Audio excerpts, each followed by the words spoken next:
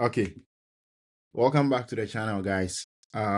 This is your Liverpool Brothers pod, and we are here to discuss the Champions League semi-final games: PSG Bayern and Yeah. Atletico Madrid Arsenal.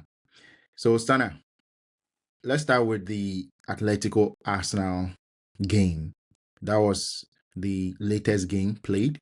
It ended in a 1-1 draw, both goals coming from penalties. Atletico Madrid creating maybe the most chances. I don't know what the XG says, but from what I saw, it felt like Atletico were the team that created probably the most dangerous chances. How did you see the game? Do you think that it was a defense that was good from both sides?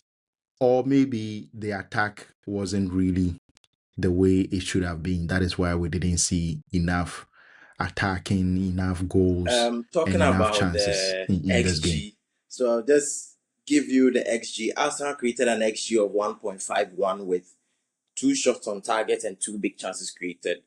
Atletico Madrid created 2.21, so that is significantly more than what Arsenal created in the game with 3 big chances and 4 on target. So the statistics clearly says that if there was supposed to be a winner on the balance of play, it probably should have been Atletico Madrid. I think they squandered a lot of chances.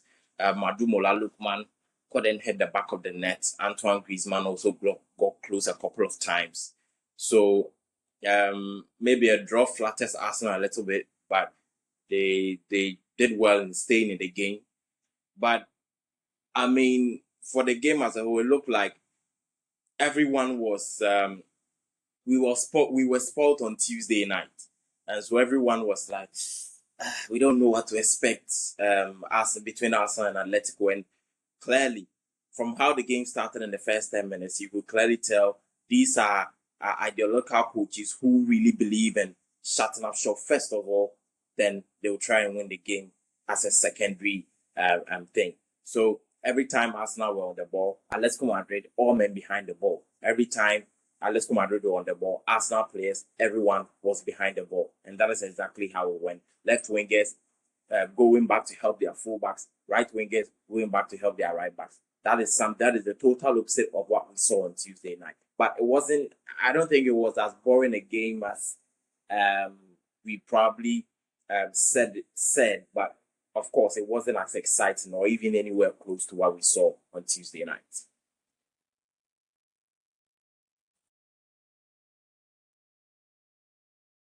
Yeah, in the end, Arsenal are a bit peeved that they didn't end up winning the game, even though they created the least chances. I really don't get it. Why they think they should have won the game because they were denied a penalty. Do you think that was a penalty? We'll come to the first 2 penalties, but the Eze one that was given on field, and later on the VAR helped the referee or coerced the referee to change that decision. What did you make of that? Do you think it was a penalty? And So there were how three come they penalties, ended so up I'll go changing the through them, decision?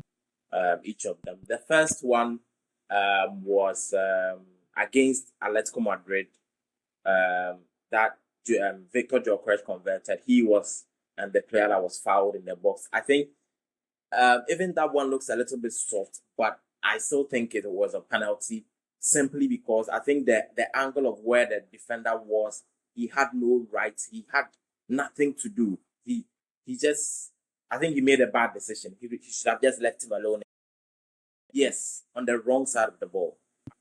He was on the wrong side of the ball. And normally when you find yourself in that position and you are making the run, once you get in contact with the player without making an attempt to play the ball, it is likely to be awarded as a penalty because you Yeah, are preventing the preventing a attacker from okay. shooting or Yes, from so that was it for the first doing his one. job, The basically. second one for the equalizer was on Yeah. the handball on Ben White, and there's a bit of a similarity with that and the one with Alfonso Davies, but I think the proximity of where Alfonso Davies was and where Ben White was, the distance from Ben White's own was a little bit wider, That's the first thing. The second thing is, I think for Ben White, his hand was in an unnatural position. When you are going for or trying to block a ball, the position of Alphonso Davies seemed more natural to me, a natural turn to me than what Ben White's hand was a little bit more outstretched. So I felt like although the only similarity I felt was it hit a part of their body, both incidents, before it hit the hand. Ben White also, I think it hit his leg, a part of his leg, before it hit his hand. But I felt like his hand was too much outstretched for my liking, and also the ball was going on target as well. So I thought that was also a penalty. And so that evened the scores out. And who would have thought two set pieces would have been the goals that were scored on the day? Who would have thought? Of course, another two set piece goals again for a game involving Arsenal. But then in the third one, that is the one that most people are talking about. And my take is, I think the contact wasn't enough. That is why I think. I think the contact wasn't enough. Secondly, I think Eze was looking for it. He knew that he just had to get to the ball first. Immediately he gets to the ball, he will feel a touch and then he will go down. So he immediately he gets to the ball, he's already thinking, nah, immediately I get to the ball, I have to go down because he will touch me. But then the touch is the slightest of touches. And we have to be very careful. If we are giving penalty for these sort of incidents, it is very tricky because you are given a penalty for such an incident.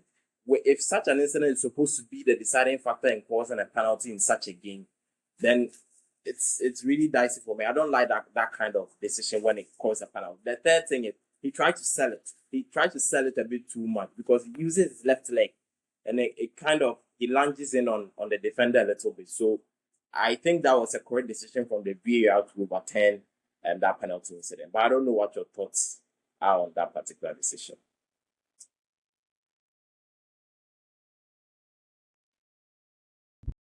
Yeah, I also do think that it was a soft one, even though there was a touch.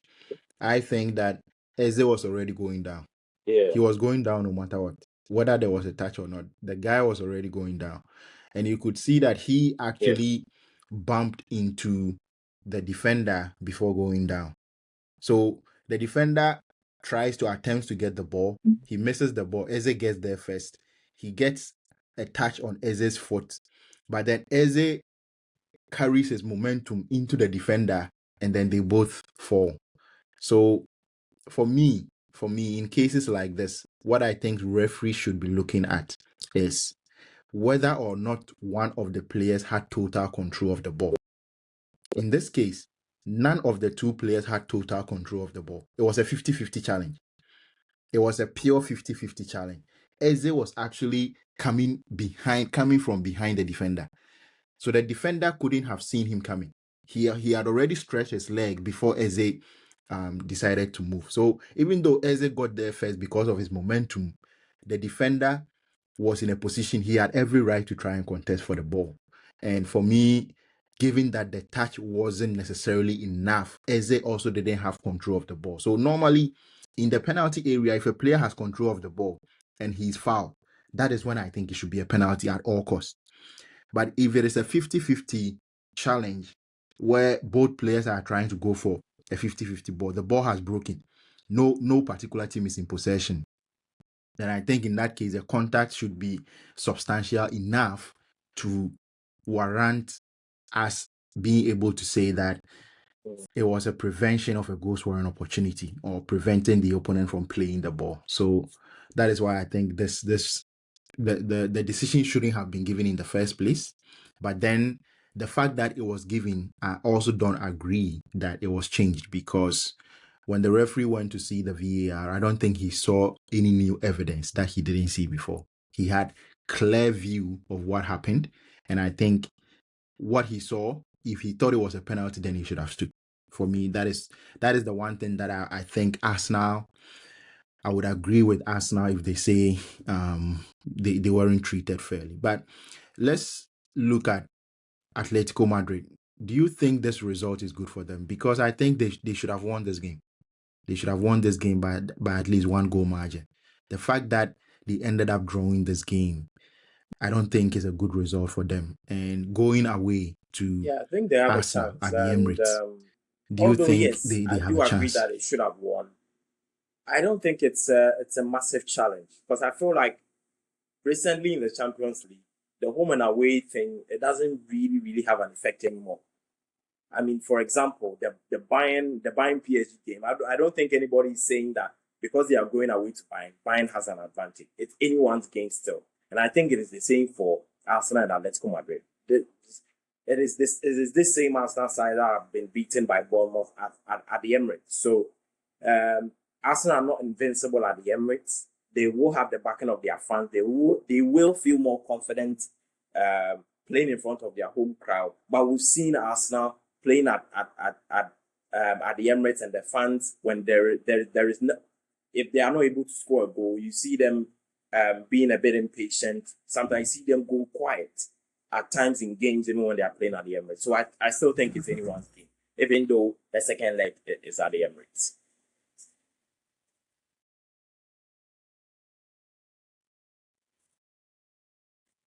Okay, from the point of view of Arsenal, what do you think would win Arsenal this particular tie?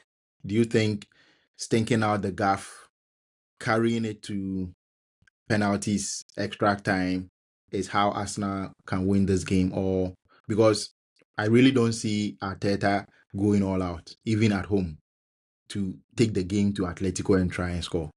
I'm sure it is going to be very similar to the Sporting CP game in the quarterfinals. So, what do you think Arsenal is going to do to try and win this game? What Um, should they do I'll really go to get back a to the point chance that of you getting to raised the when final? Arsenal faced Manchester City. You said, and you made me even realize, and I agree with that point about Arsenal's orientation. When you've played a certain way for so long, and then for a particular game you have to change. In the long run, it really affects you a little bit, and that is what happened in the league game that Manchester City played against Arsenal, where they lost. And so, with that being said, I feel like they should have gone out and played. But if they go out and play, can they sustain that for 90-minute period and beat Atletico Madrid at their home ground? I'm not too sure they have the attacking quality right now to do it. Saka coming back from injury, his first few touches in the game, the 20 minutes that he played, it seems a bit rusty at times. Martinelli on the other side, Havertz isn't fit. Gabriel Jesus coming in, he didn't really affect the game in that second half. Jokered, they're not even playing to the strengths of Jokered. Not even a single cross in that game. In the 90th minute when Jokered wasn't on the pitch, that is when I saw him making a cross. So if I've been saying a lot that Arsenal should be attacking game, but then I'm looking at it from a different perspective, and I'm like, if they are attacking the game, can they outscore Atletico Madrid? Because if you attack, it means you'll be a little bit exposed at the back as well. Can they outscore Atletico Madrid? I feel they probably can, but I'm not too sure how they should approach the game. I feel like they probably should go the way they played in the first leg, but maybe show a little bit more intuition and attack, as they should be starting that game ahead of Martin Odegaard. He's the one that shows a bit more dynamism. Odegaard keeps a little bit too long on the ball for me, for my liking at time. So this is how they played for all the season, and this is how they came on top in the Champions League round, winning every single game. They've been on top of the Premier League for a long while, playing the same way. So they should probably go the same way. I've seen that in terms of their set piece, they are trying to change. They are trying to bring more dynamism in their set piece. Saw the goal that Eze scored last weekend. So it means that they've seen that their set piece, they are being caught. They're chum. So they have to change something a little bit. Did they So get a maybe corner? that'll work for them. So yeah, they had one. Did they get a Yes. corner I think in the Atletico had game two. So against yeah, they had Atletico one. Madrid? I think they had one. I Just one. remember one. Did they have another one? Just one corner.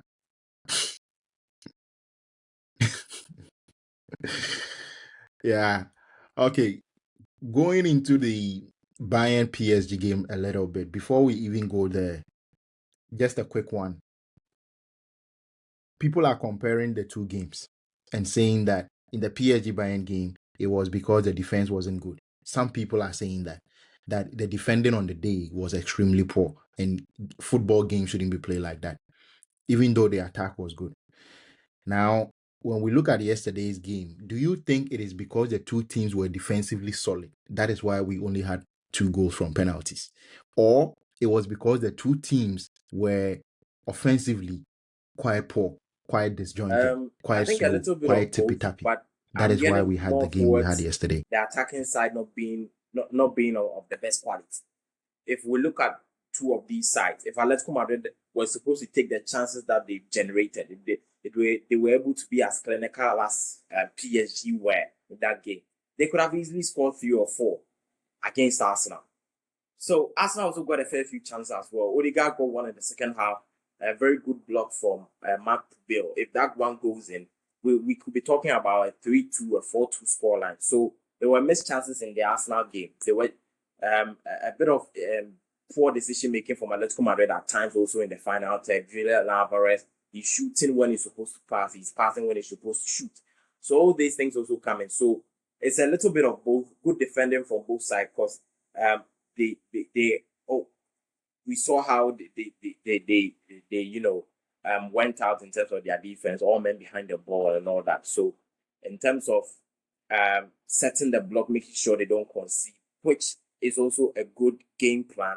Not saying that going gung ho and trying to score goals all the time is the ultimate of playing the best of football or playing a quality football. Defending well is also playing good football. So let's not get that part wrong. But it looks like the attacking display on the night wasn't of the best quality.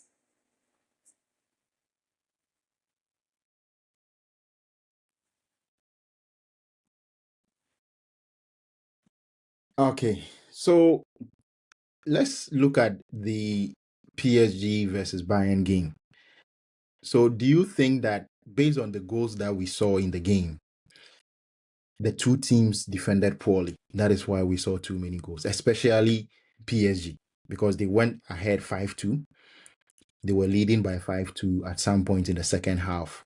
And then they got pegged back by 2 goals by Bayern Munich to end the game 5-4.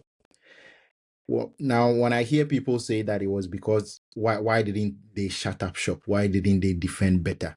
I think after PSG scored the third goal, the only shot they had came in the 88th minute from Mayulu. They didn't have a shot. Yeah, in the second half, PSG After the third goal, PSG if created you an go XG back of and look at the game, maybe I'm missing something, but I think I didn't see PSG.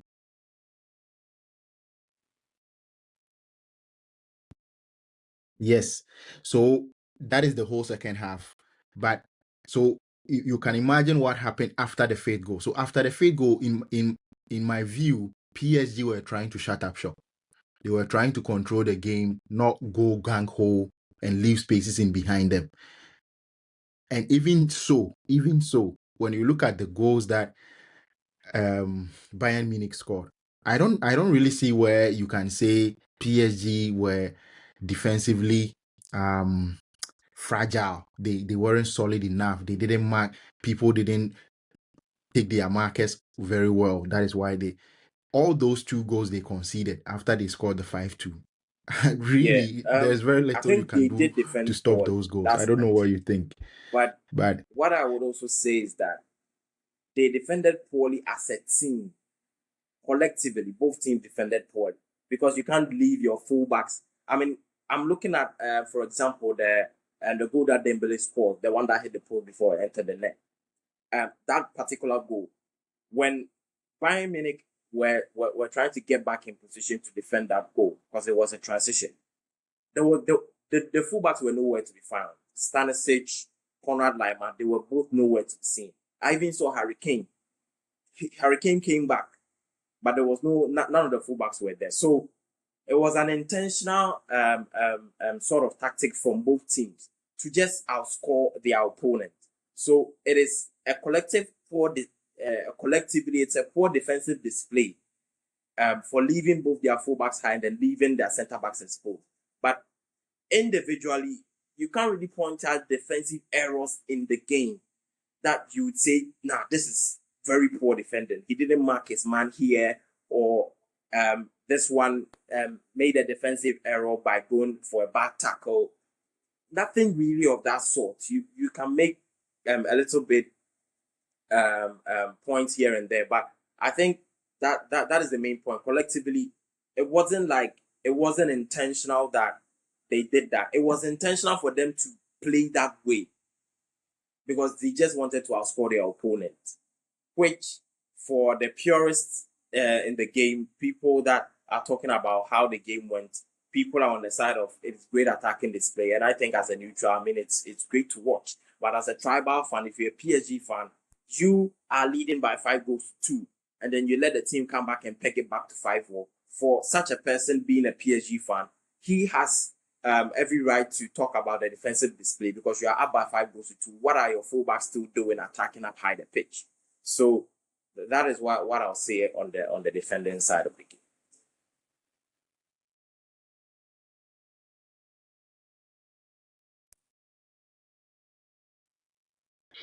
So my next question then would be, before we end the video, is that, so are we saying that based on the defending we saw between Atletico Madrid and Arsenal, if they defended the same way, if both teams defended the same way, suppose they were playing against PSG or Bayern, right? So let's pick Bayern against Arsenal, PSG against Atletico Madrid. With the same way they defended yesterday, if they defended do you the think the same game way, ends in 1-1?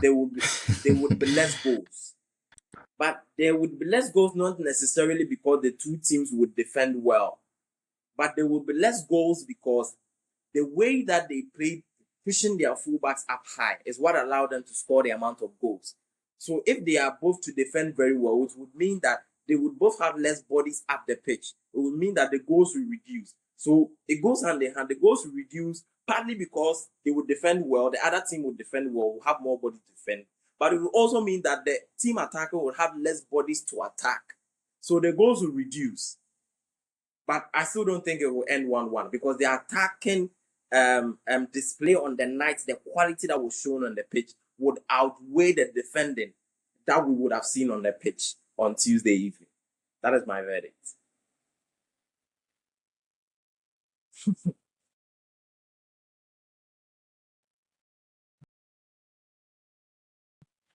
Yeah, for me, I do think that no matter how defensively solid you are, when the attack does what they do very well, they are going to get through. That is the way a lot of attacking coaches think. They think that, okay, I won't worry about the opponent. I'll allow them to do what they do. We will do what we do, and if we are able to execute our plan to perfection, we are going to win the game. That is just how it is.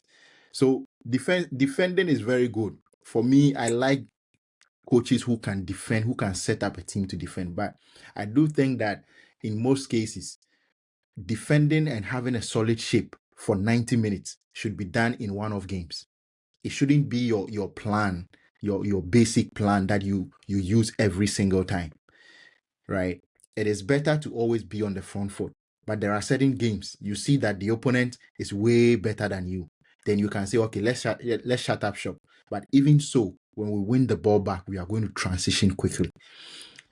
Actually, when I look at the Bayern versus PSG game, I do think that PSG played more defensive than Bayern. PSG were hitting Bayern on the break. All the PSG goals, almost all the PSG goals, were from counter-attacks. When you really look at the goals, especially the goals in the second half, they were all from counter-attacks. Bayern were attacking them, they won the ball back.